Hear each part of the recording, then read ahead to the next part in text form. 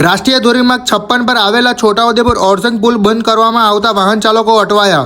છોટાઉદેપુરથી અલીરાજપુર જતો bridge testing માટે બંધ કરવામાં આવ્યો છે। કલેક્ટરે ગત રોજ જાહેરનામું પણ બહાર પાડ્યું હતું, જ્યારે આ બ્રિજ પર વાહન વ્યવહાર અટકાવી દેવામાં આવતા વાહન ચાલકો મોટી સંખ્યામાં અટવાયા પડ્યા હતા। છોટાઉદેપુર જિલ્લાના રાષ્ટ્રીય ધોરીમાર્ગ 56 પર આવેલ ઓરસંગ પુલ, સુવાલપુર તથા ફેરકુવા પુલ તેમજ ચૌધરહુ રોડ પર આવેલ વિવિધ પુલો આશરે 60 વર્ષ કરતાં વધુ જૂના હોય સલામતી અર્થે સદરહુ પુલોની વિગતવાર ચકાસણી તથા ટેસ્ટિંગ કરવાની કાર્યવાહી ચાલુ છે, પરંતુ પુલોમાં સ્પાનમાં નીચે પાણી હોવાથી ચકાસણી થઈ શકે તેમ ન હોવાથી સ્પાન માટે MBIU મોબાઈલ બ્રિજ ઇન્સ્પેક્શન યુનિટથી ચકાસણી કરવાની થતી હોવાથી મશીનની પહોળાઈને ધ્યાને લઈ પુલો પરથી અન્ય વાહનો પસાર થઈ શકે તેમ ન હોવાય વાહન વ્યવહાર માટે ડાયવર્ઝન અંગે જિલ્લા મેજિસ્ટ્રેટ ગાંગી જૈન છોટાઉદેપુર દ્વારા જાહેરનામું પ્રસિદ્ધ કરવામાં આવ્યું છે। જાહેરનામા મુજબ છોટાઉદેપુરથી અલીરાજપુર તરફ જતા ભારે વાહનો છોટાઉદેપુરથી કવાંટ થઈ અલીરાજપુર જઈ શકશે।